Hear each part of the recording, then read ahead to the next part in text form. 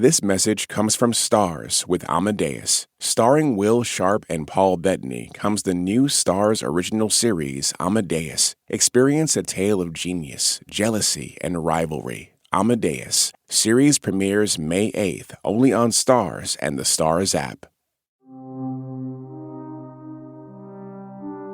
I used to think it was my rememory. You know, some things you forget, other things you never do. But it's not. Places are still there. If a house burns down, it's gone. But the place, the picture of it stays. And not just in my rememory, but out there in the world.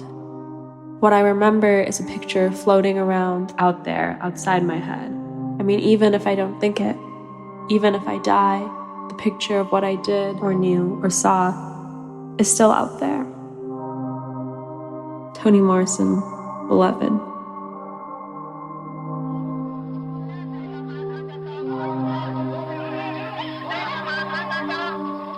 My own memories began very concretely in a refugee camp a few weeks after the fall of Saigon. We were actually boat lifted out of Saigon and then airlifted from Guam to Pennsylvania and ended up, in a military base, Fort Indiantown Gap in Harrisburg. And that's where my memories begin.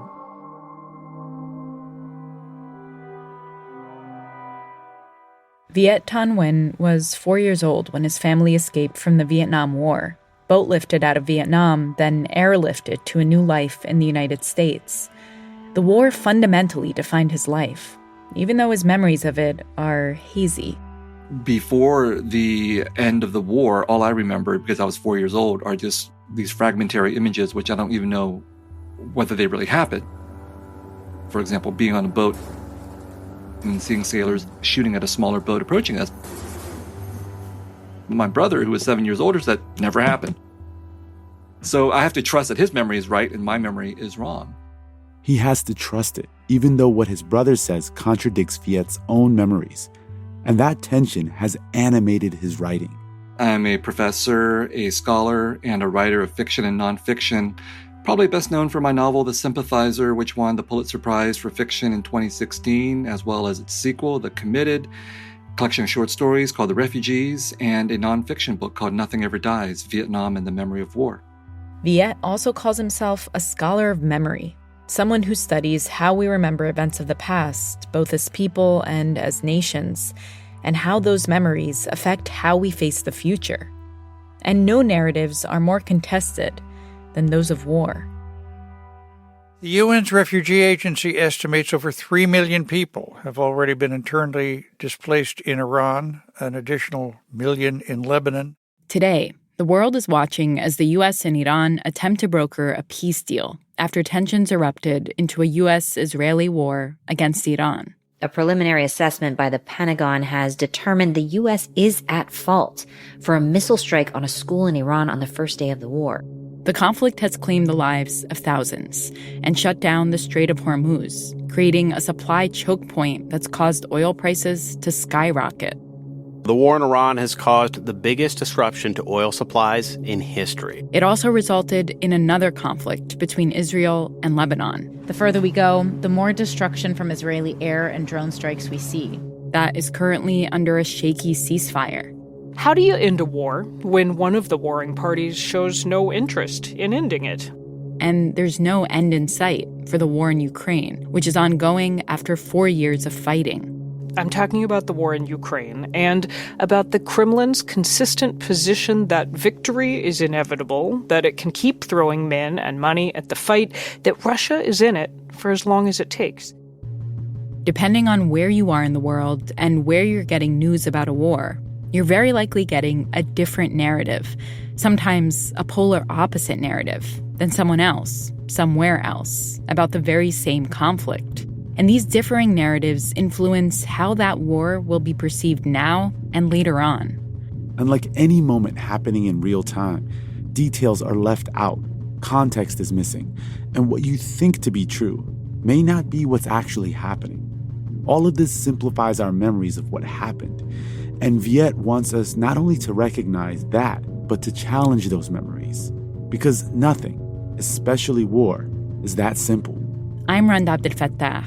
Back in 2022, my co-host Ramtin Arablouei and I interviewed award-winning author Viet Thanh Nguyen about how wars are experienced and remembered as conflicts rage around the world.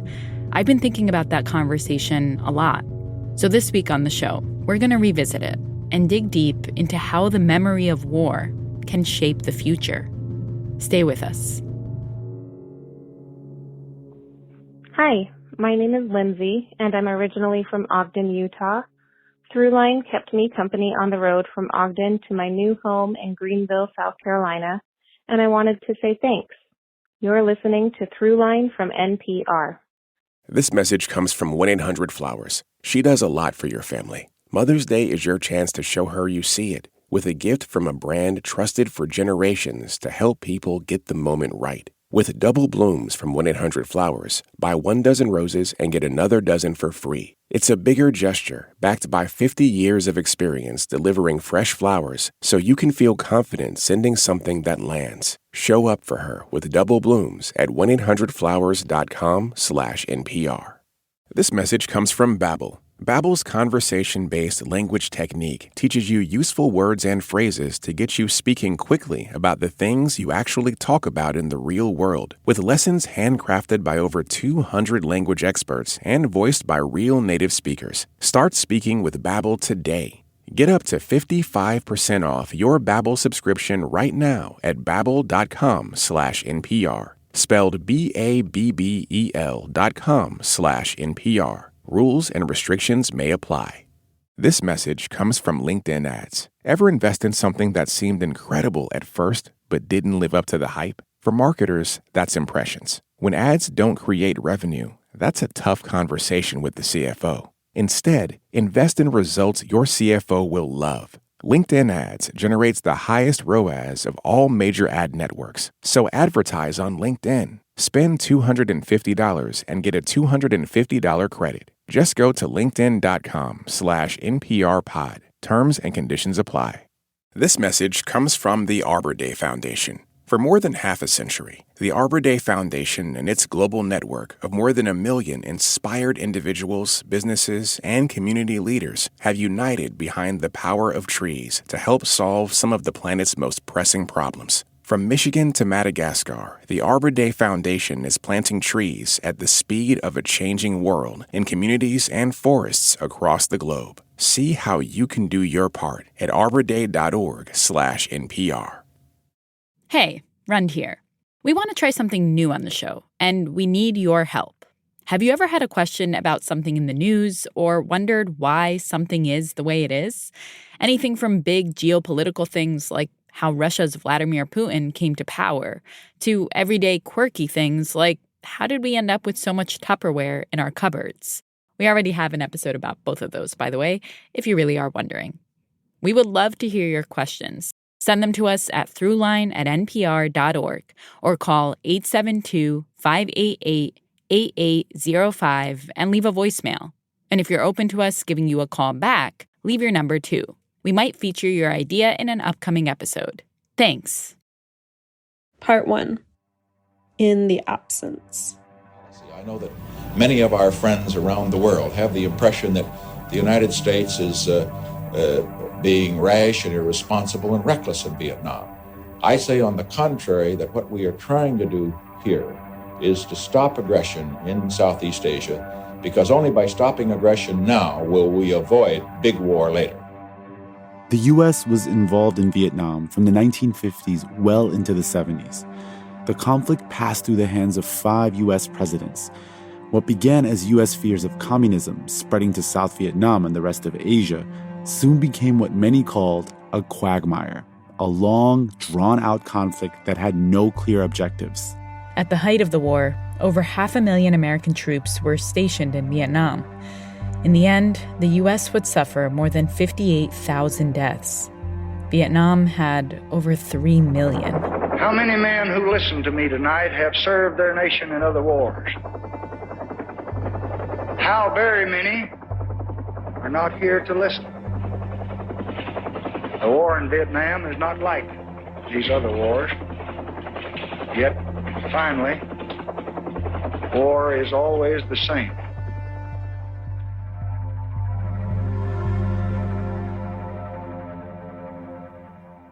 The U.S. withdrew combat troops from Vietnam in 1973, and the North Vietnamese captured Saigon in April of 1975. That year, 125,000 South Vietnamese refugees fled to America to begin new lives. Among them, 4-year-old Viet Thanh Nguyen. I was growing up in the United States in the 70s and 80s, and the war was officially over, but it seemed to me that Americans were fighting the war again through, most visibly, Hollywood and the dozens of movies that it made. Movies like Apocalypse Now, Full Metal Jacket, Platoon, The Deer Hunter, all American films that tell the story from an American perspective, American tragedies, American trauma, but exported and consumed around the world. Even a bad film or TV series will be seen by millions of people. That's really about the kind of cultural production that Americans can do versus other countries. So that, again, an American movie like Apocalypse Now will be seen all over the world, including in Vietnam, where people have seen Apocalypse Now. But a Vietnamese story will most likely not be seen outside of Vietnam. So all these things became very, very personal for me, these politics of the nation. And I felt like I had to confront my own past in order to try to understand not just myself and my family, but also to try to understand the nations, Vietnam and the United States, whose conflicts shaped us. For Viet, the political experience of the war was very personal, and his personal experience was always political. My memories really began very coherently when I was taken away from my parents. What happened was that in order to leave the refugee camp, we had to have Americans sponsor us, but there was no American willing to sponsor my entire family. So one sponsor took my parents. Mẹ, bố. One sponsor took my brother. Anh trai. One sponsor took 4-year-old me. Bạn ở đâu? Which, when you're 4 years old, is a traumatic experience. It was only a few months for me. My brother, who was 7 years older, didn't get to come home for 2 years. So these vast traumatic historical events like war and refugee experience manifest themselves for individuals and families in their particular individual emotional problems and crises that reverberate for generations.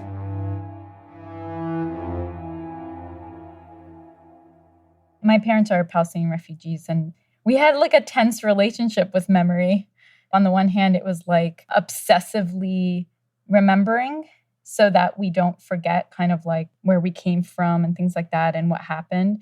On the other hand, there were like black holes in the discussions we had about their actual personal experiences. And I wonder, you know, as the child of refugees yourself, was that something that you also experienced? I think this is a very common experience for lots of people who have fled from some country due to some horrifying war or trauma or anything like that. And I think a lot of it does have to do with trauma, that one of the things that trauma does to us is that it makes us fixate on a particular kind of event. And one definition of trauma is that it's a memory that we cannot narrate ourselves out of. You circle around the traumatic experience and you can't get out of it.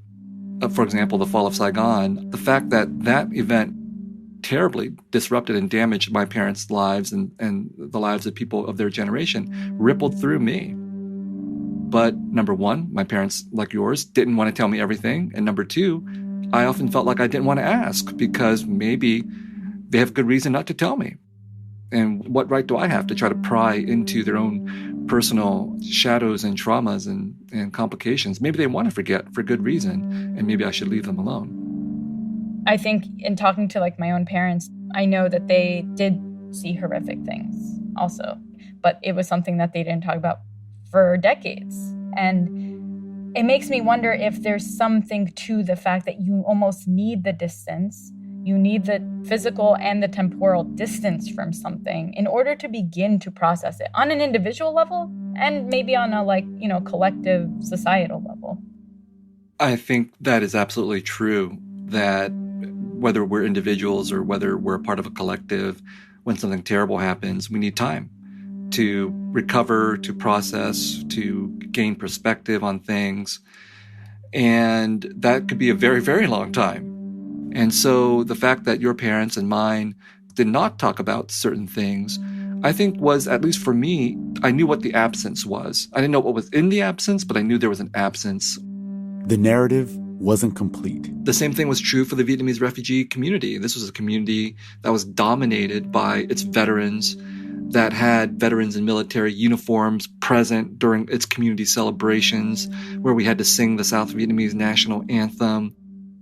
The way nations remember their wars also affects how their veterans are treated. In the U.S., World War II veterans were seen as heroes in our collective memory, those who fought and won the good war. But on the other hand, Vietnam veterans were seen as damaged goods. And that loss in war not only followed them around, but was also seared into our collective psyche. This brought home to me this idea that just because a shooting has ended, it doesn't mean that the war is over. And that the people who survive a war, whether they're the winners or the losers, will want to keep refighting the war again in order to prove their own narrative, that the war was justified or that their defeat was not justified. Viet's personal narrative also wasn't complete because he had never been back to Vietnam. So the first time I went back actually was 27 years later in 2002. I was an adult. And I decided that I was going to go back and just see Vietnam for the first time, but not my family, because it was just going to be so hard to see the family. And so I went for 2 weeks as a tourist, and it's great. I encourage everybody to go to Vietnam as a tourist because it's a lot of fun. There's great beaches and bars and nightclubs, and the American dollar goes a long way, etc. And, seeing the country that way in 2002 was really helpful because number one, it allowed me to partly get past the hang-up that a lot of Americans have about Vietnam, which is that it's a war and not a country. And in fact, going back as a tourist really helped me to see that most of the people in Vietnam don't want to think about the war. They want to move forward with their lives like everybody else does. Make money, have families, and all that kind of thing. Americans as a whole talked constantly about the war in Vietnam. Lots of movies, lots of books, all these kinds of things. And so I took that contrast between so much talk on the one hand about American experience and so little talk about the Vietnamese experience very personally. And so that was partly the genesis for becoming a writer, the sense of resentment and anger and the sense of mission and purpose to tell our stories. To do this, he realized he had to go back again to try to figure out what was real and what wasn't, how the war stories were being told in Vietnam, and what that might mean for how people in both countries move forward. When we come back, Viet returns to Vietnam, this time not as a tourist, but as a writer.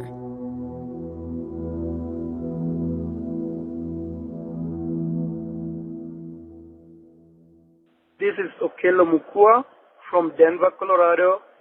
You're listening to Throughline from NPR. Thank you. This message comes from 1-800-Flowers. She does a lot for your family. Mother's Day is your chance to show her you see it with a gift from a brand trusted for generations to help people get the moment right. With double blooms from 1-800-Flowers, buy 1 dozen roses and get another dozen for free. It's a bigger gesture backed by 50 years of experience delivering fresh flowers so you can feel confident sending something that lands. Show up for her with double blooms at 1-800-Flowers.com/NPR. This message comes from Babbel. Babbel's conversation-based language technique teaches you useful words and phrases to get you speaking quickly about the things you actually talk about in the real world, with lessons handcrafted by over 200 language experts and voiced by real native speakers. Start speaking with Babbel today. Get up to 55% off your Babbel subscription right now at babbel.com/NPR. Spelled BABBEL.com/NPR. Rules and restrictions may apply. This message comes from LinkedIn ads. Ever invest in something that seemed incredible at first but didn't live up to the hype? For marketers, that's impressions. When ads don't create revenue, that's a tough conversation with the CFO. Instead, invest in results your CFO will love. LinkedIn ads generates the highest ROAS of all major ad networks. So advertise on LinkedIn. Spend $250 and get a $250 credit. Just go to linkedin.com/NPRpod. Terms and conditions apply. This message comes from the Arbor Day Foundation. For more than half a century, the Arbor Day Foundation and its global network of more than 1 million inspired individuals, businesses, and community leaders have united behind the power of trees to help solve some of the planet's most pressing problems. From Michigan to Madagascar, the Arbor Day Foundation is planting trees at the speed of a changing world in communities and forests across the globe. See how you can do your part at arborday.org/NPR. Part 2. Split Brain. I used to think it was my rememory. You know, some things you forget, other things you never do. But it's not. Nothing Ever Dies is special to me because the title actually comes from Toni Morrison's Beloved. If a house burns down, it's gone, but the place, the picture of it stays. And it's not just in my rememory, but out there in the world. She has an idea called rememory, this idea that memory is out there, that we can actually run into it. When he first returned to Vietnam, Viet Thanh Nguyen set out to run into memories. But understanding them took much longer than he anticipated. Nothing Ever Dies actually took 14 years from start to finish. And I think the reason it took 14 years is because what started off as a very simple project became a very complicated one. Viet thought he would be plugging holes in the dominant American narrative of the Vietnam War, what Vietnam calls the American War. I saw that the American way of thinking about the Vietnam War was deeply limited, and I wanted to compensate for that. I wanted to fill in a gap and talk about the Vietnamese American and Vietnamese refugee experiences. When you say deeply limited, what did you feel was limiting about it? The way that Americans deliberately or accidentally forget the people and the countries that they get involved in, I think has a direct correlation to the fact that Americans keep going to war. That Americans refuse to consider that other people are human beings with their own histories, cultures, experiences, and predilections, and then Americans get themselves into other people's countries one way or another, either through actual occupation or through drone strikes and what have you, proxy wars and all of that, and then Americans get surprised that they can't get themselves out of these kinds of situations, and then Americans forget, and then they do it all over again. If Vietnamese people were missing from America's memory, the best way to remedy that was to bring Vietnam's memory of the war to an American audience. But the more I investigated this war, the more I realized that simply trying to fill in the Vietnamese perspective, or at least the Vietnamese refugee or Vietnamese American or Southern Vietnamese perspective, was not enough. So he traveled through Vietnam, Laos, and Cambodia, and he started to change the way he saw his whole project. Because when Viet went to Vietnam to visit museums and monuments and memorials, and to talk to people at all those sites dedicated to remembering, he found that the Vietnamese perspectives were also selective. And in fact, that what I was doing was in many ways a mirror image of what Americans did, which is that Americans, when they're attacked or when they go to war, they feel themselves to be victims. And then they focus on their own experiences at the exclusion of everybody else. And the Vietnamese of all sides do exactly the same thing. If Viet brought that perspective back to the U.S., he would just be pairing one victim narrative with another. And that's not what he wanted to do. He wanted to point out that that's what all sides of a conflict are still doing, that they're missing the larger point, that no one is just a victim, and no one is just a hero. 14 years is a long time for an individual. It's not a long time for a nation. And I think for me, the larger lesson from this is that as difficult as it is for an individual to see past their own predilections, their own desire to identify with their own people, nations are doing the same thing. And that's why it's really, really hard for the United States or Vietnam to recognize their own ethnocentric and nationalist preoccupations and their blind spots to other nations and other cultures. The Vietnam Veterans Memorial in the U.S. is in Washington, D.C. I've been there many times. It's down by the National Mall, and it's this beautiful, massively long black granite wall, designed by the architect Maya Lin. She conceived of two joined walls of dark reflective stone set into the ground and engraved with with the names of the more than 58,000 Americans who died in that war. And so when you visit the Vietnam Veterans Memorial, what you see there is a beautiful commemoration of 58,000 plus American dead, and a total erasure or refusal to remember that millions of Southeast Asians of all sides, including hundreds of thousands of America's allies, also died during the war. So by not remembering those people, it allows Americans to think of their own soldiers and through their soldiers themselves, Americans themselves, as victims of this terrible war. And with all those names carved so permanently into stone, there is no way any of us can ever forget the sacrifice of those who served. Now, if you go to Vietnam, it's exactly the same thing. If you go to the major historical museums, war memorials in Vietnam, what you'll discover is a very consistent narrative, which is that the Vietnamese were the victims of foreign aggression, whether that was the French or whether it's the Americans, and that this narrative of victimization is what allows and justifies the communist revolution and the current communist government by implication. The War Remnants Museum is in Ho Chi Minh City, the city formerly known as Saigon.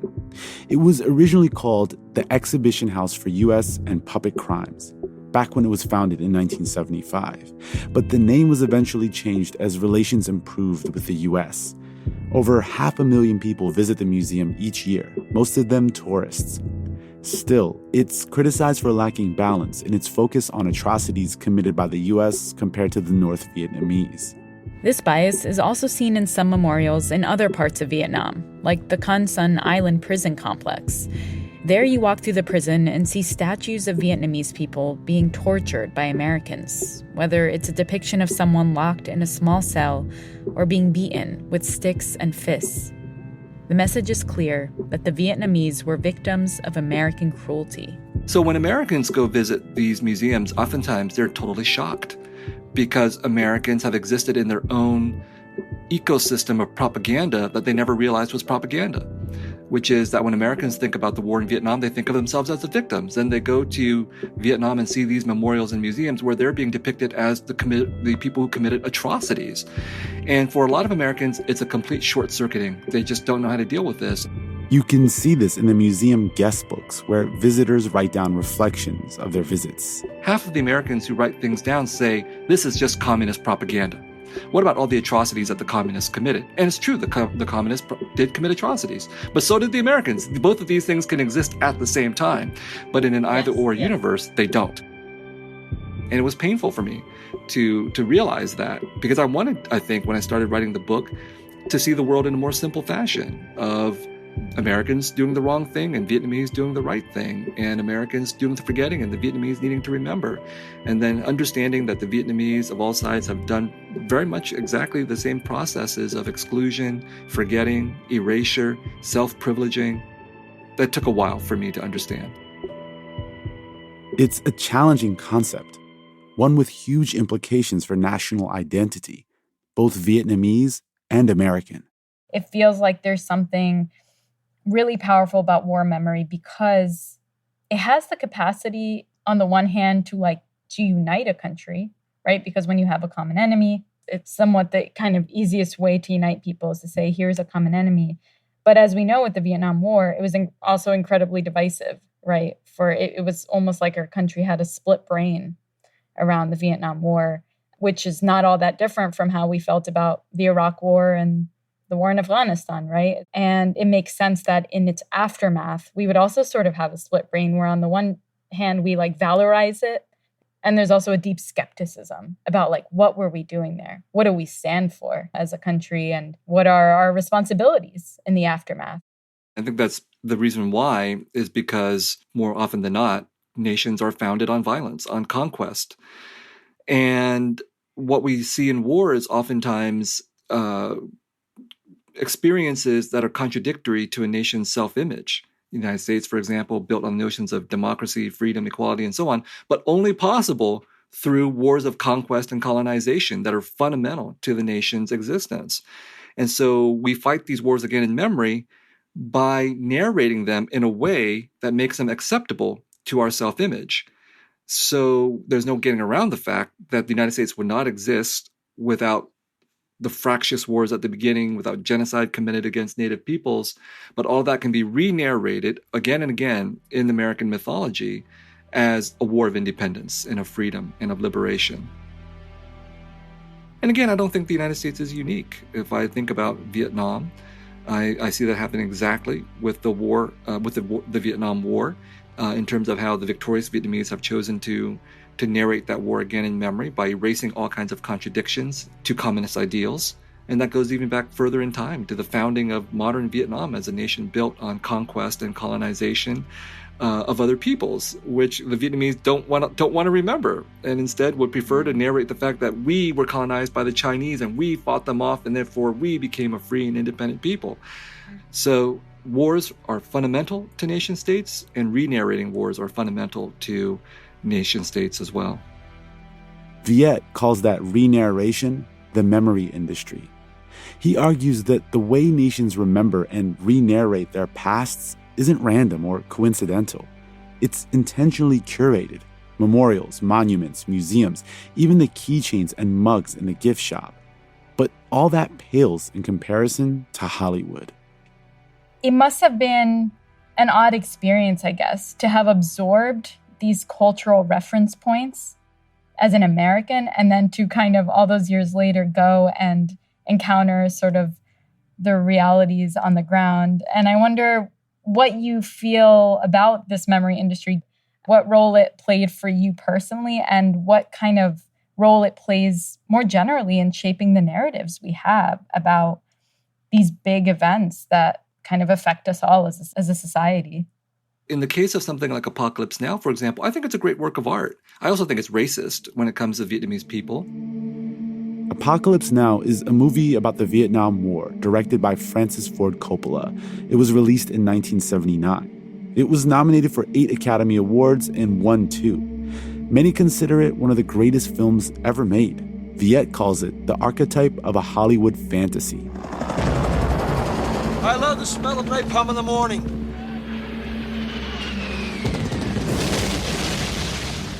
The film demonstrates the horrors of war, for sure, and far from celebrates the American military. But at the very least, American soldiers are depicted as fleshed-out individual characters in the film. Compare that to the South Vietnamese people, who are barely recognized at all.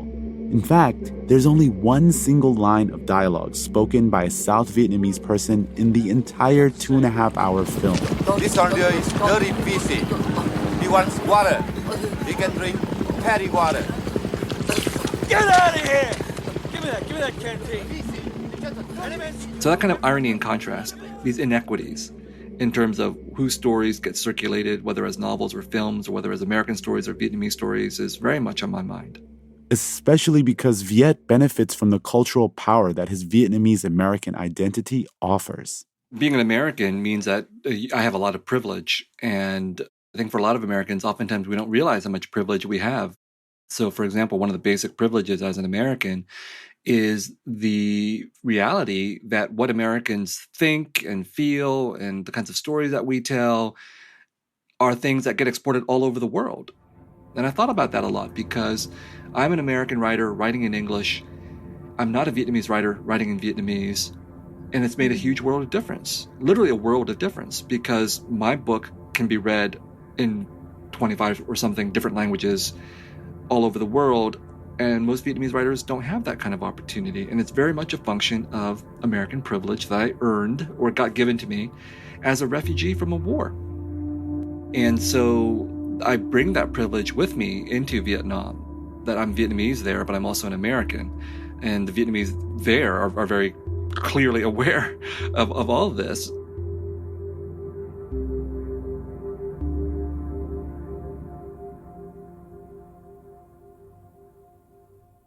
The first time he returned to Vietnam, Viet chose not to see his extended family. Because I was deeply afraid. Most of my family never left Vietnam, couldn't leave Vietnam, and they were poor. My parents were supporting them for decades during times of starvation. And so I was really, really worried about going to Vietnam and encountering all these kinds of emotional complications, because I'm not good at emotional complication. But eventually, he decided it was time. I went and I met my adopted sister, who had been left behind in 1975, and I met dozens of my relatives who led completely different lives than mine. You know, many of us who come from these traumatized countries, when we go back as Americans, we're expected to bring suitcases full of stuff and money. You know, my father, in preparation, gave me a whole list of relatives with dollar amounts and said, "You're going to give this person this much money and that person that much money." Seeing his family was complicated, especially for Viet, who moves through the world as both American and Vietnamese. The difficulty that I find for myself is that I don't see the world the way that a Vietnamese person who grew up in Vietnam sees the world. So when I'm there, I have to constantly think about the fact that I'm both Vietnamese and American, that I share some similarities with people there, and a lot of things I don't share with them. And that I come to Vietnam with my own set of hang-ups. I don't have the same kind of hang-ups as another kind of American would have, but as an American myself, I still have this tendency to think of the country through the lens of the war. Coming up, how Viet changed his lens and how he wants the rest of us to change ours.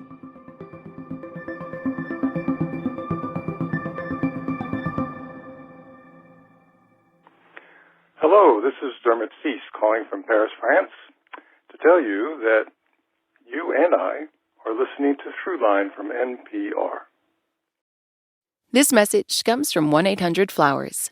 Looking for the best place to shop this Mother's Day? Go with the brand that makes it easy to send something thoughtful to everyone on your list. 1-800-Flowers.com.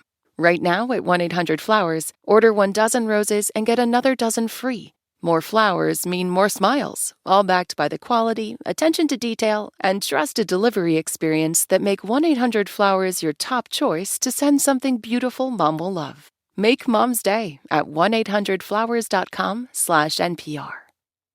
This message comes from Babbel. Babbel's conversation-based language technique teaches you useful words and phrases to get you speaking quickly about the things you actually talk about in the real world, with lessons handcrafted by over 200 language experts and voiced by real native speakers. Start speaking with Babbel today.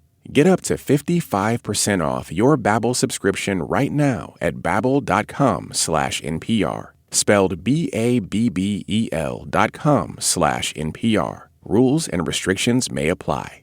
This message comes from LinkedIn Ads. Ever invest in something that seemed incredible at first but didn't live up to the hype? For marketers, that's impressions. When ads don't create revenue, that's a tough conversation with the CFO. Instead, invest in results your CFO will love. LinkedIn Ads generates the highest ROAS of all major ad networks. So advertise on LinkedIn. Spend $250 and get a $250 credit. Just go to linkedin.com/NPRpod. Terms and conditions apply. This message comes from the Arbor Day Foundation. For more than half a century, the Arbor Day Foundation and its global network of more than 1 million inspired individuals, businesses, and community leaders have united behind the power of trees to help solve some of the planet's most pressing problems. From Michigan to Madagascar, the Arbor Day Foundation is planting trees at the speed of a changing world in communities and forests across the globe. See how you can do your part at arborday.org/NPR. Part 3. No happy forgetting. As the war in Iran has gripped the world's attention this week, Russia's war in Ukraine has slipped from the headlines, but it is still grinding on into its 5th year. Today, the media attention is on Iran and conflicts in the Middle East. And while the war in Ukraine and Russia continues to rage, the why and the what of that conflict is already beginning to blur and be forgotten. When we first spoke to Viet, the world was focused on Ukraine and in the process of forgetting another major conflict. So what we're seeing is at least partly a battle of narratives. Who gets to control the social media narrative? Who gets to control the global moral narrative about what's going on? And it's my role as an author to try to make the stories more nuanced and get us to think about how, we also have been involved in Afghanistan and created lots of refugees and have abandoned a lot of our Afghan allies. And all of that has been swept under the rug in this moral fervor around Ukraine. In August 2021, 2 decades after the first bombs were dropped, the U.S. withdrew from Afghanistan. It was the longest war in U.S. history. But for Viet, it's not just the forgetting that's the problem. It's how we forget. My fellow Americans, the war in Afghanistan is now over. I can't imagine many traumatic events that end simply because the history books say, well, the war ended on such and such a date. Wars continue in people's feelings, emotions, politics, and so on. We carry our wars with us and their consequences. And the refugee experience and the experiences of displacement and loss are part of the war experience.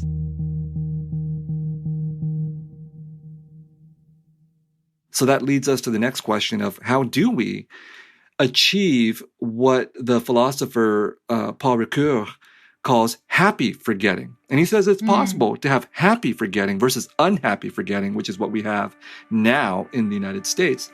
Happy forgetting, Ricoeur argues, is possible through justice and through working through the past, through all these kinds of things that a lot of people don't want to do, because then we have to confront the past. Then we have to figure out, what constitutes justice for the past. Is it reparations? Is it memorials? Is it certain kinds of narratives?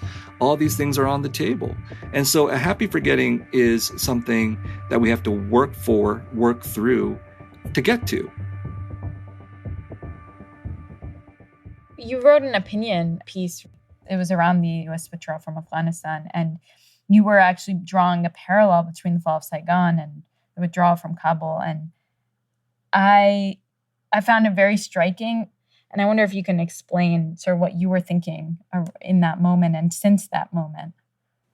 I felt so much rage and anger and also deep empathy for Afghan people. And the reason why I felt so much rage and anger is because I felt that as soon as 9/11 happened and we went to war in Afghanistan, that this was exactly the outcome that was going to happen. There was no other outcome that was going to happen. And it just was a tragedy, not only that it happened, but that it took 20 years for all of this history to unfold in Afghanistan and in other countries.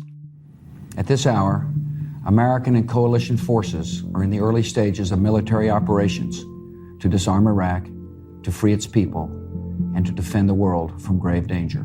The developments of the past week reinforced that ending U.S. military involvement in Afghanistan now was the right decision.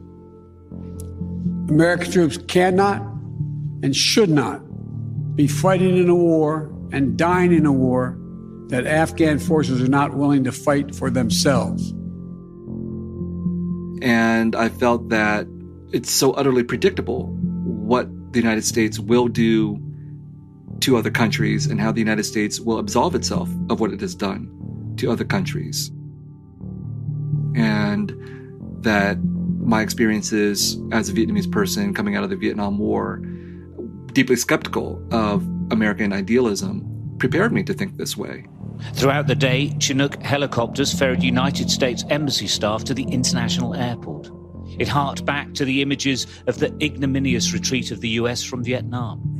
Some Vietnamese veterans see echoes of their experience in this withdrawal in Afghanistan. Do you see any parallels between this withdrawal and what happened in Vietnam with some people feeling? None whatsoever.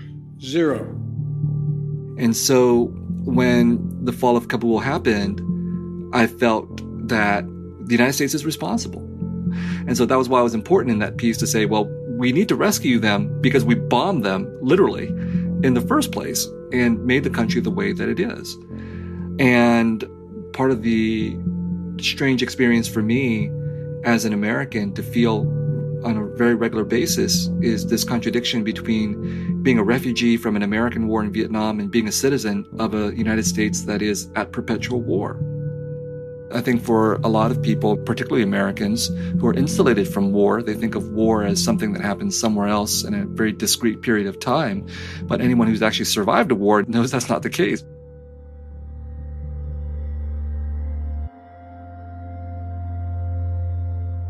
I think about how refugee stories remind us of the human consequences of war I think most nations prefer to remember the stories of their soldiers, which, even if terrible, nevertheless continue to affirm the importance of the nation through the sacrifices of the soldiers. Your fellow citizens are proud of you, and so is your commander-in-chief. Because of your service and sacrifice, we took the fight to Al-Qaeda and we brought Osama bin Laden to justice. Thank you for keeping America safe, strong, proud, mighty, and free. The extraordinary success of this mission was due to the incredible skill, bravery, and selfless courage of the United States military and our diplomats and intelligence professionals.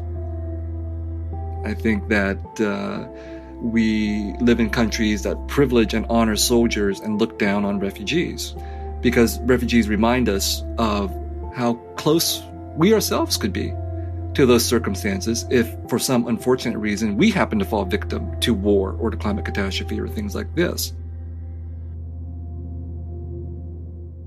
I think that if we shifted our perspective from the view of great men and soldiers and battles and so forth to the experience of refugees, what we would realize is that war inevitably kills civilians, and that war also inevitably produces refugees. War inevitably affects civilians. War is this horrible, daily, unforgiving grind for millions and millions of people who did not ask for war and whose lives are completely upended by war and who will never receive any kind of glory or recognition for what they have been through. Refugee stories are war stories as much as soldiers' stories are. Not either or, but both and. And so the solution to this kind of inequity is not simply to say, tell your own story, which is true. That's why when I wrote a novel. The solution is also to say, you actually have to transform society so that more people have the opportunity to tell their stories. These two things are inseparable. Tell your story and transform the society so that more people have the opportunity to tell their stories. Another way of thinking about this is that when my novel, The Sympathizer, got published and became successful, some people said, oh, Viet's the voice for the voiceless. And I thought that's not a compliment, because all that really indicates is that people just want to hear from one voice, when in fact there's thousands of voices. And a happy forgetting would be achieved not by having Viet be the voice for the voiceless and having his one novel out there. A happy forgetting would be achieved when we've abolished the conditions of voicelessness so that thousands of voices are being heard. But that's a lot more complicated than the more simplified narrative of let's have one person speak for Vietnamese people, or let's have one movie like Apocalypse Now speak for the entire American perspective.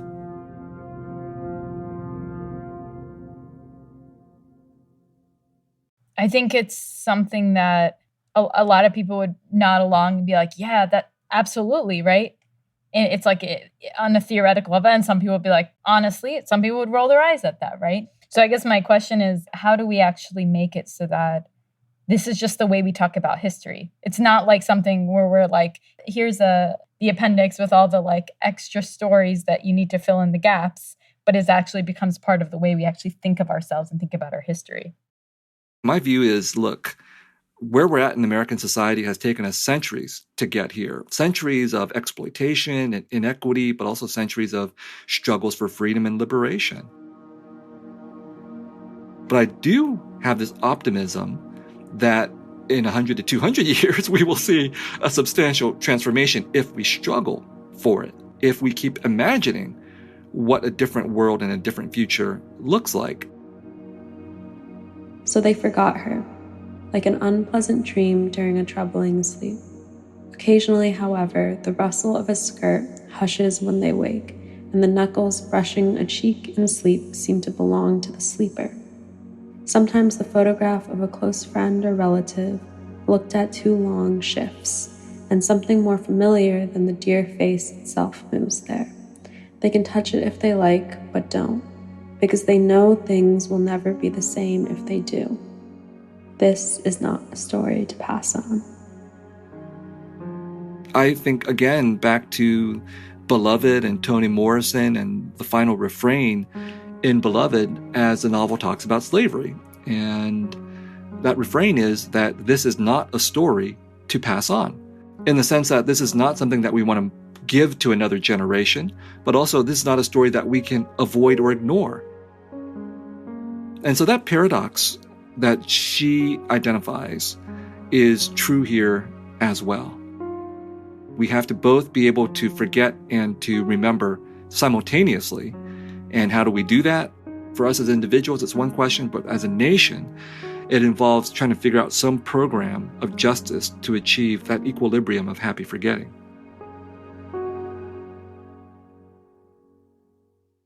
That was also a goal of Viet's book, Nothing Ever Dies, to search for what that future might look like. And he found it. So what happened is that I was doing research which included going to Laos. This is the battlefield in Laos. These are government troops supported and financed by the United States, fighting and losing ground to combat. And of course, the United States fought the so-called secret war in Laos. So I was there to look at some of these battlefields and the remnants of bombs and things like this. During Vietnam, the U.S. dropped more explosives on Laos than it did on Germany and Japan combined in World War II. And I was being driven through the country by a driver. And he said, oh, look, we should stop off here at this cave.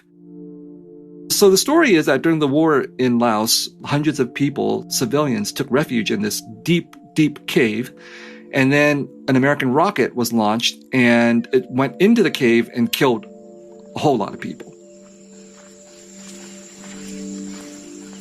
So we stopped off, and I was the only person there at this hill, except for these 4 schoolgirls, Laotian schoolgirls.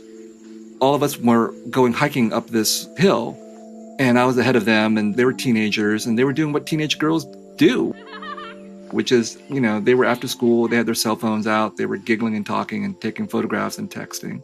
And I was on my very serious mission to get to this cave at the top of the hill.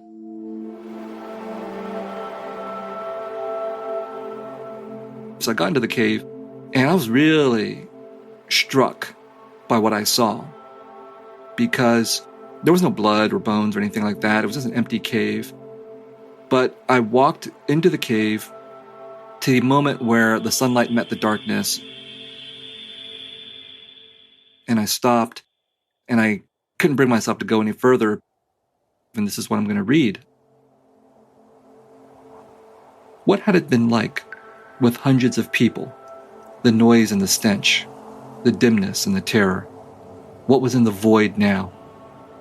I stood on the side of presence, facing an absence where the past lived, populated with ghosts, real and imagined. And in that moment, I was afraid.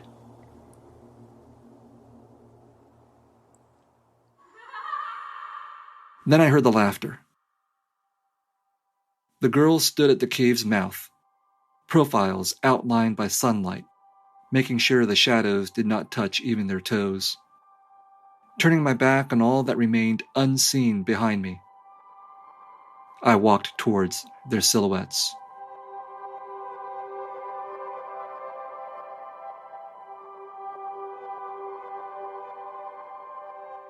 I think that moment was very striking for me because in this cave of horrifying history, at the mouth of it, there were these girls who probably did know what happened in that cave. They grew up in that area.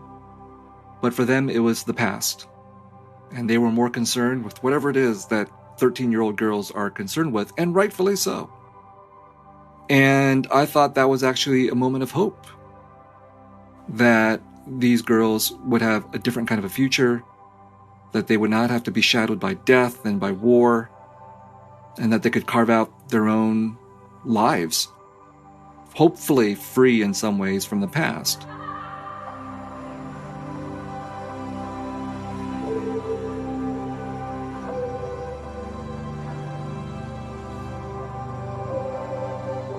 That's it for this week's show. I'm Rand Abdel Fattah. Throughline was created by me and Ramtin Arablouei. This episode was produced by me, Ramtin, and Lawrence Wu, Lane Kaplan-Levinson, Julie Kane, Victor Ibeez, Monsi Krana, Casey Minor, Kumari Devarajan.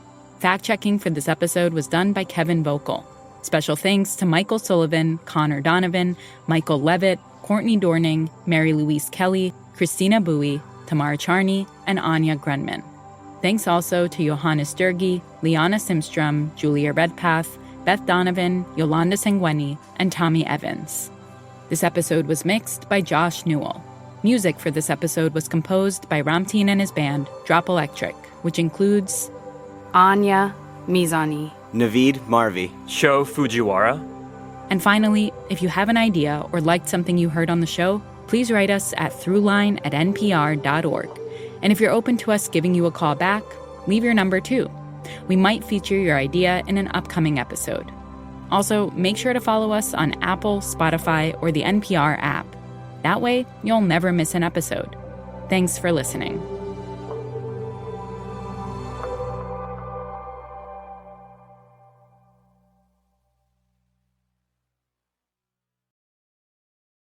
This message comes from 1-800-Flowers. When Mother's Day means celebrating your mom, your wife, maybe even your daughter as a new mom, trust 1-800-Flowers to help you celebrate every important woman in your life. With double blooms from 1-800-Flowers, order 1 dozen roses and get another dozen for free. It's a simple way to give beautifully with colorful blooms that make Mother's Day meaningful. For every mom you're celebrating, order with confidence and get double blooms at 1-800-Flowers.com/NPR. This message comes from Jerry. Somewhere along the way, shopping for car insurance became synonymous with accepting whatever we're currently paying. Jerry disagrees, respectfully but firmly. Jerry pulls up to 20 quotes from top insurers in minutes, lets you buy the best one in-app without re-entering your info, and keeps watching for better rates after you're done. No spam calls, no hidden fees. You don't have to call it shopping. Call it what it is. Winning. Download the Jerry app or visit jerry.ai/NPR. This message comes from Mint Mobile. If you're tired of spending hundreds on big wireless bills, bogus fees, and free perks, Mint Mobile is for you. Shop plans at mintmobile.com/switch. Taxes and fees extra. See Mint Mobile for details.